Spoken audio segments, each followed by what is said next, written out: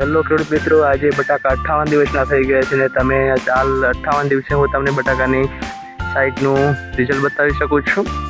બટાકામાં જે યોગ્ય સમય ખાતર અને વોટર સોલ્યુબલ ખાતરનો આપતા રહ્યા છે અને હાલ તમે આ ખૂણામાં 58 દિવસે બટાકાની સાઇઝ જોઈ શકો છો. અત્યારે ખૂણામાં જો આવી સાઇઝ થઈ હોય તો અંદર તો પણ થોડા ઘણી થઈ હશે.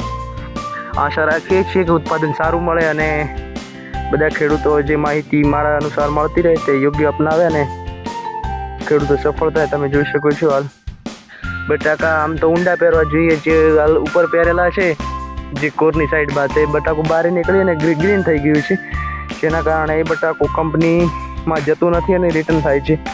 હાલ તમે આ પણ જોઈ શકો છો કે આ બટાકું પણ નીકળી ગયું છે.